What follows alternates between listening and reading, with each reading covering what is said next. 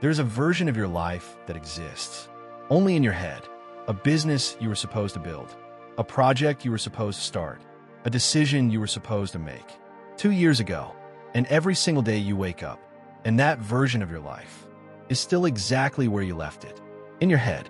Not because you lack talent, not because you lack intelligence, not because the timing is wrong, because something inside you has been lying to you every single day for years. And today I'm going to show you exactly what that lie is, how your own brain has been using your intelligence against you, and the samurai method that destroys procrastination, not by fighting it, but by exposing it for what it really is. Before this video, and you will discover what happened to a man named Alex. That will make you question every excuse you have ever made. Stay until the end, because the truth at the end of this video is the one thing standing between you and a life you keep postponing. Subscribe now, hit the like button, and tell me in the comments, what is the one thing you have been postponing for longer than you want to admit? Let's begin. His name was Alex, 31 years old. Office job he hated, not because the work was hard, because he knew it wasn't his work. Alex had an idea 2 years ago, a business he could build online. He had the skills, he had the plan, he had even done the numbers. The numbers worked. Every evening he would come home, open his laptop, and sit at the desk where the business was supposed to be born. And every evening the same thing happened. Tomorrow I will start properly. Monday I will begin. From the first of the month, everything changes. 2 years of tomorrows. 2 years of Monday mornings. That never became anything. His days were identical. Wake up, office, come home, laptop open, scroll, sleep, repeat. He told himself he was waiting for the right moment, for more savings, for more knowledge, for more certainty. What he did not tell himself was the real reason, because the real reason was buried, too deep to look at directly, and his brain was working very hard to make sure he never found it. It was a Tuesday morning in November. Alex arrived at the office, 12 minutes late as usual. His colleague James was already there. James was 28 years old, less experienced than Alex, less skilled than Alex. And for the last 18 months, Alex had watched him without much interest.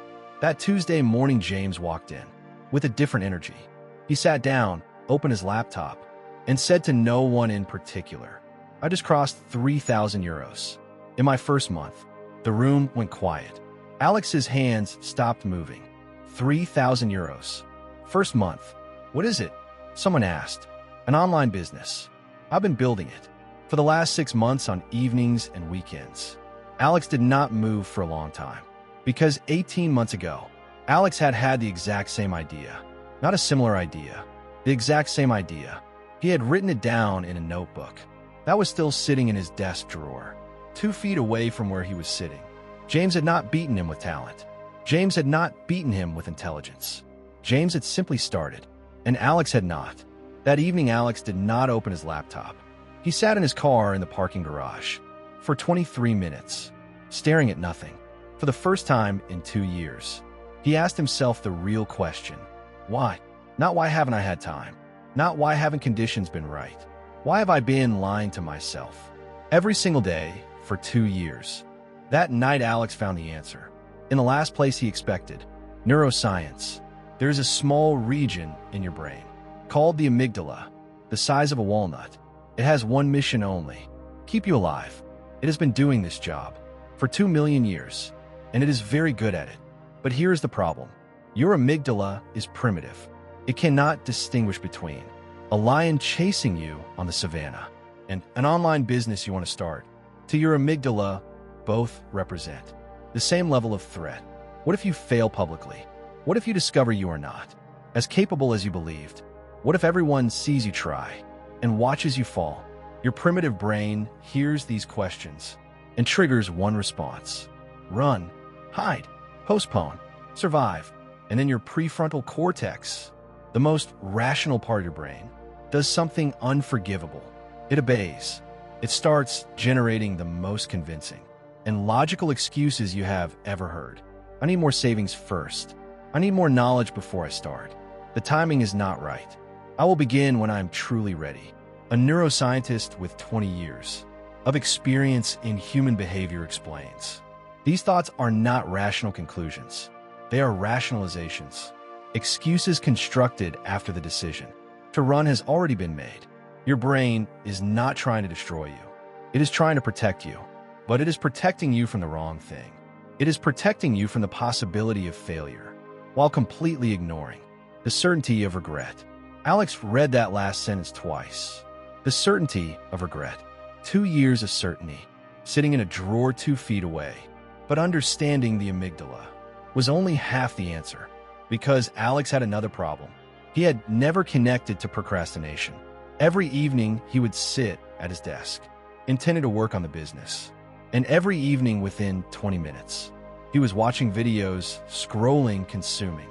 Not because he was weak, because his brain had been hijacked by something far more powerful than his intentions. Dopamine. Not dopamine in the way most people explain it.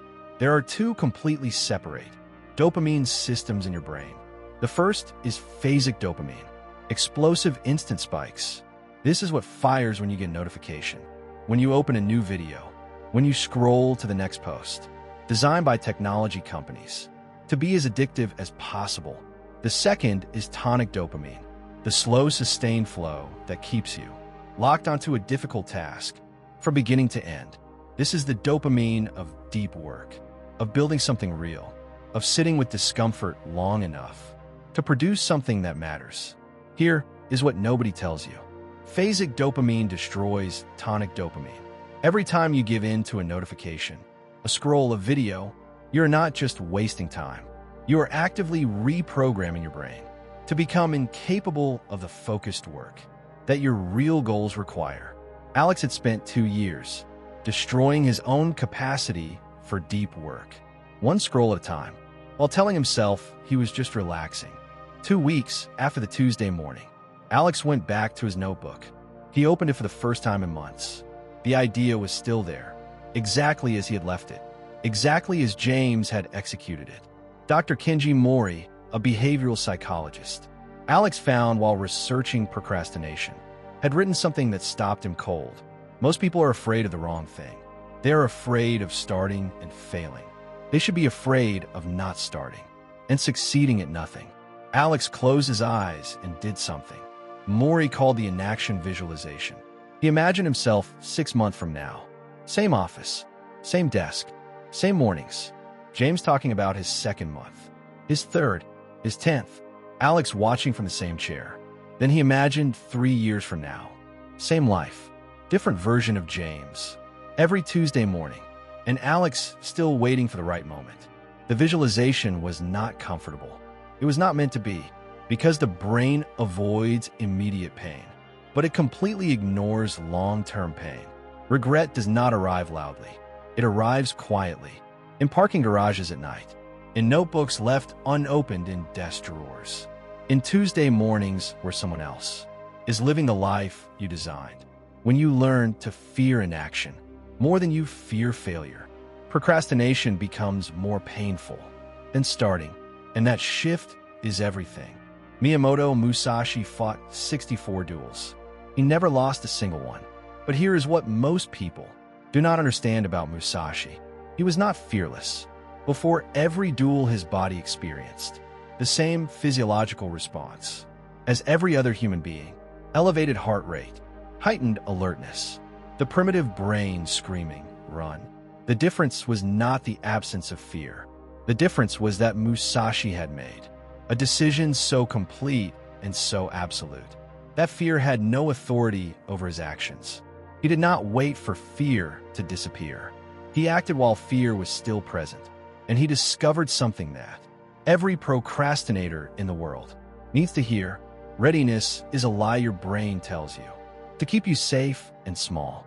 You will never feel ready, not for the business, not for the project, not for the conversation, not for the change. The feeling of readiness does not precede action. It follows it. Alex understood this. Sitting at his desk on a Wednesday evening, he was not ready. He knew he was not ready. And for the first time in 2 years, he opened his business document and wrote the first line anyway. Not because the fear was gone, because he had finally understood that waiting for it to go was the most expensive decision he had ever made. But one evening of action was not enough to break 2 years of pattern. Alex knew this because he had started before, multiple times. The pattern always ended the same way. 3 days of momentum, 1 evening of distraction, 2 days of telling himself he would get back to it, then nothing. So Alex did 2 things differently this time. First, he redesigned his environment completely. Phone in a different room during work hours. Laptop open on the business document. Before he even sat down, website blocker installed for every platform that had stolen his evenings. Musashi prepared the battlefield. Before every duel, he removed every path to retreat. Before the fight began, Alex did the same. He made distraction require effort, and work require none. Second, he created a contract with himself. Not a goal, not a plan, a contract. He wrote on paper, "I will work on this," for 45 minutes every evening, from 8 p.m. to 8:45 p.m. No exceptions, no negotiations. He signed it. He told James. He created a consequence for breaking it, a public admission of failure. To the one person whose success had finally woken him up, commitment transforms intention into obligation. And obligation is what bridges the gap between the person you are and the person you are capable of becoming. The first week was brutal. His brain fought every single evening. "You're tired. You worked all day. You deserve rest. Start properly tomorrow." Alex heard every word and sat down anyway. Not for hours. 45 minutes. The same 45 minutes every evening. Because Musashi never trained. For 12 hours on day 1. He started with what he could hold. Then he extended it. The second week something shifted. His brain stopped fighting quite as hard. It had begun to expect the 45 minutes. The resistance was still there, but it was quieter. By week 3, Alex had built the first functional version of what he had been postponing for 2 years. Not perfect, not finished, but real. Something that existed outside his head for the first time. And here is what nobody tells you about breaking procrastination. The first result does not feel like victory. It feels like revelation, because you realize the thing you were afraid of was never as dangerous as the fear itself. The lion your amygdala warned you about was never real. The only thing that was ever real was the 2 years you spent running from something that did not exist. 3 months after that Tuesday morning, Alex launched his business. Not when he felt ready, not when conditions were perfect, not when the fear was gone. He launched it on a Wednesday evening at 8:43 p.m., 2 minutes before his contract ended, with fear still fully present, with doubt still fully present, with the voice still saying, "What if this is not good enough?" He pressed publish anyway. The first month, he made €400, not 3,000 like James. 400, and it was the most important money he had ever earned in his life. Not because of the amount, because of what it proved, that the version of his life that had existed only in his head for 2 years was real. It had always been real. It had only been postponed. 1 month later, Alex walked past James in the office corridor. James asked him how things were going. Alex said, "I launched." James looked at him for a moment. "What took you so long?" Alex thought about the notebook in the desk drawer, about 2 years of Tuesday mornings, about parking garages and open laptops, and 1,000 tomorrows. That never came. He said the only true answer. "I was waiting to stop being afraid." James nodded slowly. "That day never comes."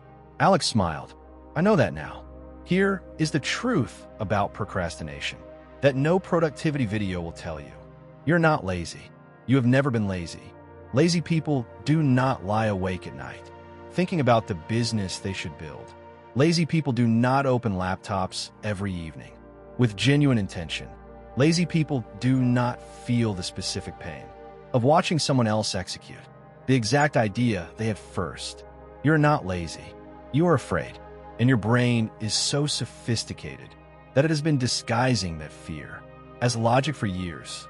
More savings, more knowledge, more time, more certainty, more readiness, all of it armor, all of it protection from the one thing your primitive brain cannot tolerate: the possibility of trying and discovering the truth about yourself. But here is what Musashi understood. That changes everything. The truth you are afraid to discover is never as dangerous as the lie you are living to avoid it. You already know what you need to do. You have known for months, possibly for years. The question was never what. The question was never when. The question was never how. The question is only this: how much longer are you willing to let your brain's oldest lie cost you the life you are capable of living? Alex answered that question in a parking garage on a Tuesday night in November. You can answer it right now. If this reached something inside you, subscribe and activate the bell. Leave one comment below. Not your plan, not your timeline, just the one thing you have been postponing that you will start today. Not tomorrow, today. See you in the next video.